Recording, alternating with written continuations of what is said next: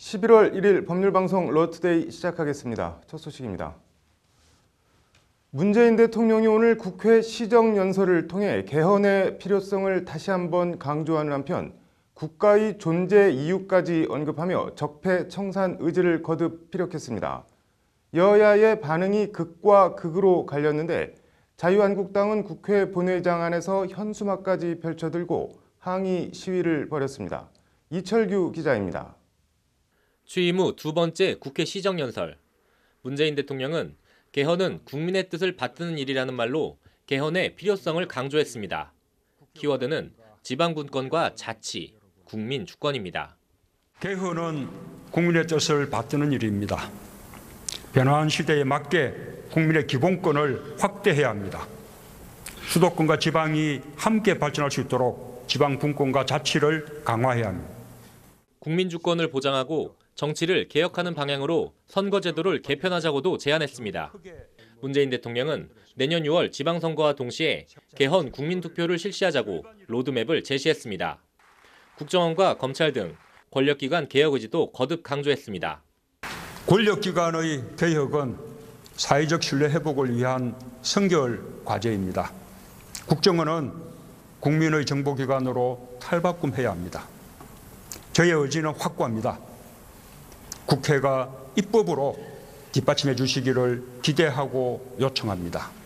공수처 설치에 대해선 법안이 통과된다면 대통령인 저와 제 주변부터 공수처의 수사 대상이 될 것이라며 국회에 조속한 법제화를 거듭 요청했습니다. 적폐청산의 의지도 다시 한번 밝혔습니다. 국민 누구라도 낡은 짓이나 관행에 좌절하지 않도록 또 국민 누구라도 평등하고 공정한 기회를 갖도록 바꿔나가겠습니다.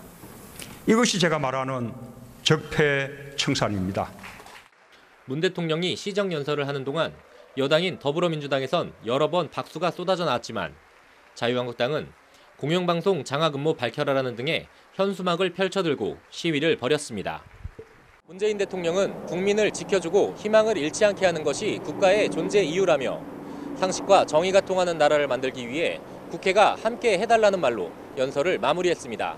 법률방송 이철규입니다. 문재인 대통령이 오늘 국회 시정연설을 마친 뒤엔 김명수 대법원장이 단상에 올라 취임 인사를 했습니다. 대법원장이 국회 본회의장에 나가 인사말을 한 건 극히 이례적인데 어떤 말을 했고 배경이 뭔지 석대성 기자가 전해드립니다. 국회 본회의장 정세균 을장석 아래 단상에 선 김명수 대법원장. 독립된 헌법기관인 대법원의 수장이 국회 본회의장에 선 건 전례가 거의 없는 일로 극히 이례적입니다. 전임 양승태 대법원장은 6년 임기 동안 한 번도 국회 인사 발언을 한 적이 없습니다. 김명수 대법원장의 오늘 국회 인사는 이른바 코드 인사 논란으로 자신의 임명 동의안 처리가 여야 간 극단적인 표대결까지 갔던 갈등 상황을 봉합하려는 차원으로 풀이됩니다. 저는 대법원장에 임명되는 과정을 통하여 헌법이 국가의 한 축인 사법부에 대하여 부여한 역할과 책임에 대하여 더욱 깊이 성찰하는 한편 국회 임명동의안 가결에 대한 인사말을 마친 김명수 대법원장은 법원개혁에 대한 소신과 구상을 밝혔습니다.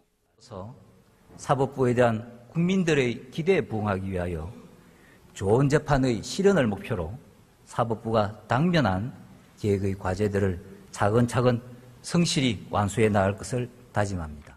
김명수 대법원장은 그러면서 사법부의 변화는 사법부 혼자만의 노력으로 달성될 수 없다며 사법개혁을 위한 국회의 협조를 간곡한 어조로 당부했습니다. 국회의원 여러분들께서 적극적인 협력과 지원으로 화답해 주시기를 간곡히 부탁드립니다. 오늘 김명수 대법원장의 국회 발언은 코드 인사 논란 후유증을 불식하면서 사법부 개혁 의지를 법원 바깥에서도 다시금 강조하려는 다목적 포석으로 풀이됩니다. 법률방송 석대성입니다.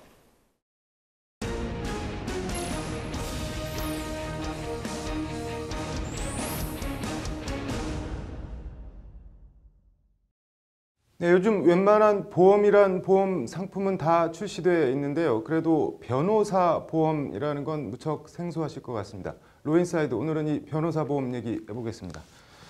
김혜정 기자, 변호사 보험이라는 표현을 쓰는데 정확한 용어는 따로 있는 거죠? 네, 정확한 용어로는 법률 서비스 보험 또는 권리 보호 보험이라고 하는데요. 네. 한마디로 법적 분쟁을 해결하는 과정에서 발생하는 변호사 비용이나 인지대 등을 보험회사가 내준다고 생각하시면 됩니다. 네. 쉽게 말해 의료보험을 든 사람이 병원에 가면 보험회사가 병원비를 내주는 것과 큰 틀에서 같다고 생각하시면 됩니다. 네. 보장 범위는 어떻게 되나요?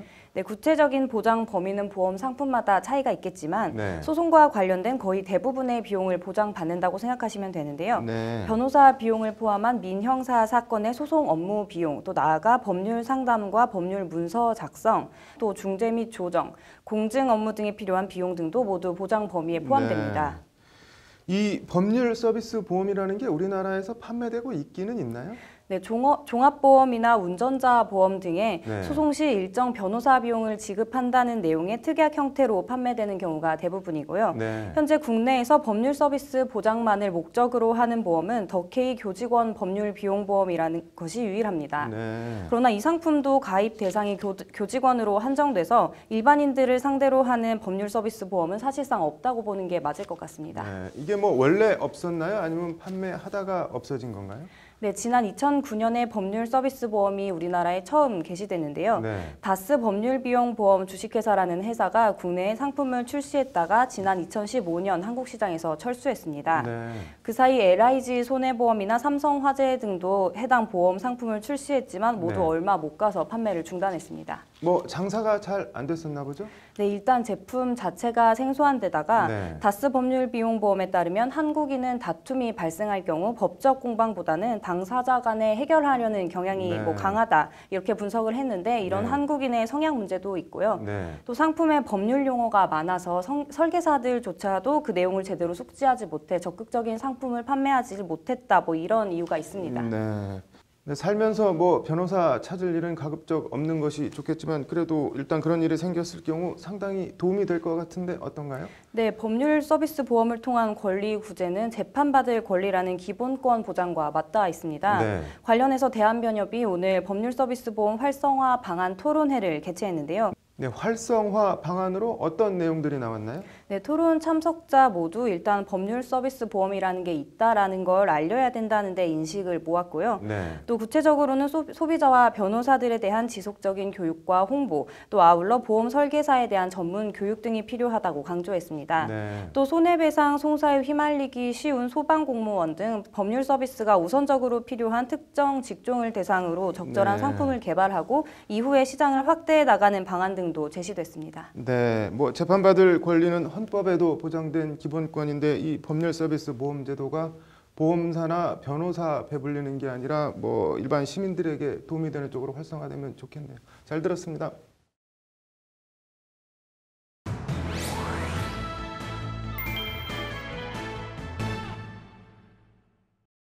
네, 김수현 변호사의 법과 생활. 오늘은 겪어보지 않으면 모른다는 층간 소음 문제 얘기해 보겠습니다.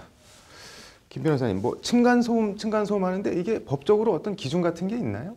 네, 아파트 층간소음으로 인한 이웃 간의 갈등이 심해지자 국토교통부와 환경부에서 마련한 네. 공동주택 층간소음의 기준과 범위에 관한 규칙이라는 것이 있습니다. 네. 이제 이 규칙에 따르면 네. 뭐 직접 걷거나 뛰는 동작으로 인해서 벽이나 이 마루에 직접적으로 충격이 가해져서 발생하는 직접 충격 소음, 그리고 TV나 어떤 음향기기 등을 통해서 공기 중으로 전달되어 발생하는 공기 전달 소음으로 나눕니다. 그리고 또 이 각 유형별의 소음에 따라서 이제 주간과 야간의 기준을 달리 정하고 있는데요. 네. 보통 대체적으로 40에서 50데시벨 이상의 소음이 발생했을 경우에는 층간 소음이 발생했다 이렇게 보고 있습니다. 네. 40에서 50데시벨이면 어느 정도인가요? 뭐. 보통 자료에 따르면 이제 피아노 연주 소리는 뭐 한 44데시벨에서 뭐 한 50데시벨 네. 정도, 그리고 청소기 소리도 네, 한 이 정도 되고요. 이제 다만 망치를 두드리는 소리는 이보다 더 높아서 보통 최소 50 이상에서 60까지도 나타난다고 합니다. 그럼 뭐 진공 청소기 좀 센 거 돌리면은 층간 소음에는 어쨌든 법적으로는 해당이 된다는 얘기네요. 네, 그렇습니다. 차마 윗집 사람들 어떻게 하진 못하고 보복 소음이라고 해서 뭐 밑에서 막 뭐 두들기거나 그런 경우도 꽤 있지 않나요? 네, 그런데 내가 위층에 대한 피해자이기 때문에 뭐 어떻게 보복하든 문제가 없을 것이다라고 생각하면 안 되는 것이 네. 실제로 법원에서는 정도가 지나친 보복소음 사안에 대해 집과 연결된 베란다와 현관문 그리고 배관을 두드리는 행위와 현관문 근처에서 고함을 지르는 등 어떤 위협을 가하는 행위를 하지 마라라면서 위층이 아래층에 대해서 제기한 접근금지 가처분 신청을 인용한 사례가 있습니다. 접근 금지 가처분이 인용이 되면은 뭐 어떻게 되는 건가요? 네, 법원이 금지한 행위를 했을 경우에는 네. 법원에서 인정하는 일정한 손해배상액을 지급해야 할 문제가 생길 수 있습니다. 네. 밑에서 아래층에서 층간 소음으로 고통을 겪고 있는 사람이 뭐 취할 수 있는 조치나 방법이 있을까요? 뭐 법적으로든 뭐든.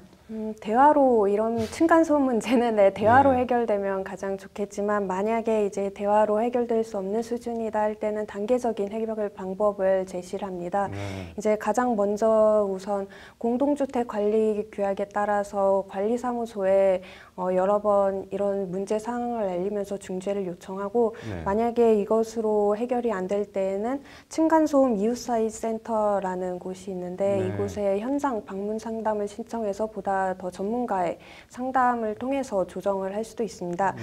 그리고 그 다음에는 소음 측정 서비스를 신청을 해서 실제로 발생한 객관적인 자료를 바탕으로 환경분쟁조정위원회에 분쟁 조정 신청을 할 수가 있고 또 이 외에도 층간소음은 경범죄 처벌법에 따라서 처벌될 수가 있고 또 민사소송으로 어떤 손해배상 청구를 할 수도 있습니다. 네, 뭐 거기까지 안 가고 그냥 대화로 해결하는 게 뭐 어쨌든 제일 좋아 보이는데 오늘 말씀 잘 들었고 내일은 층간 소음만큼이나 괴롭다고 하는데 아래층에서 스멀스멀 올라오는 담배 연기 얘기 좀 더 들어보겠습니다. 오늘 잘 들었습니다.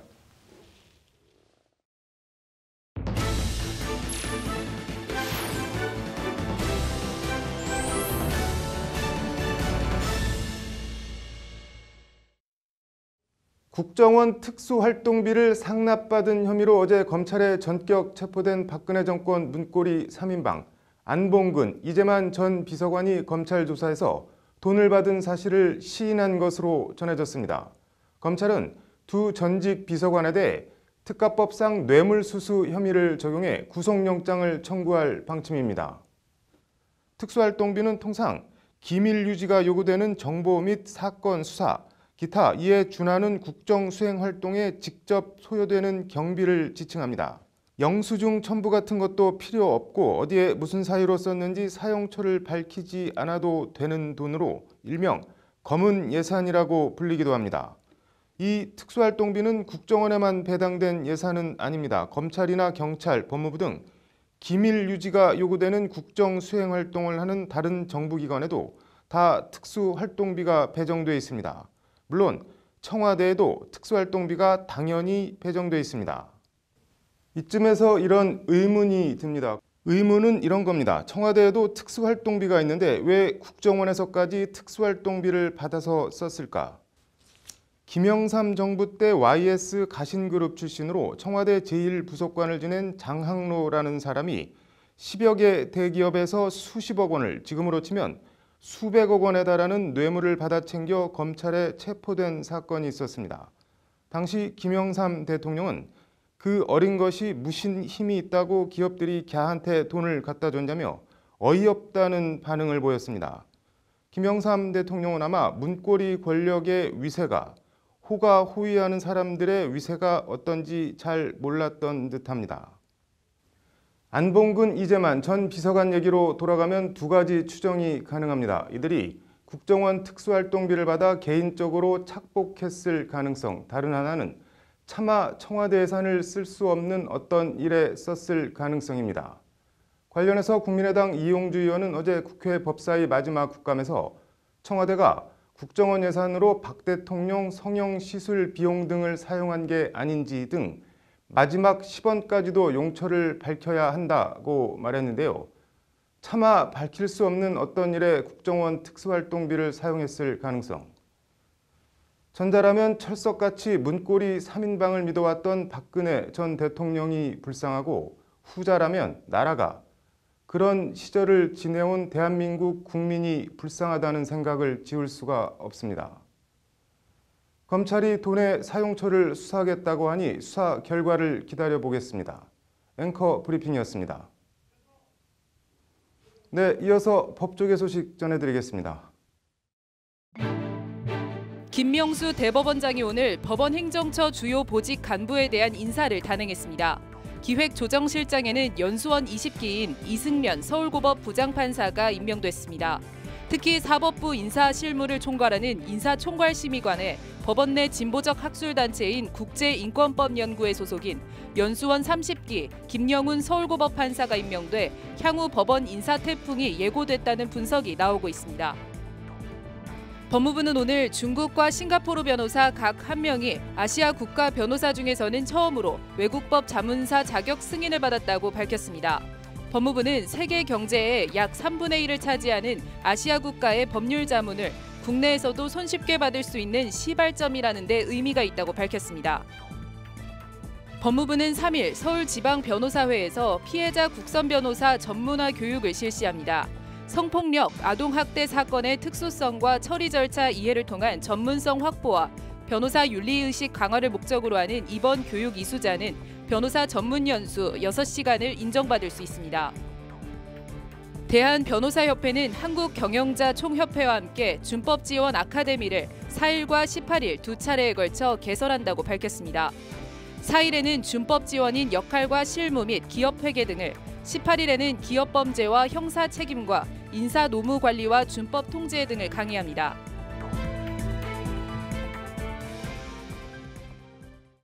(11월 1일) 법률방송 러투데이 마치겠습니다. 시청해주셔서 감사합니다.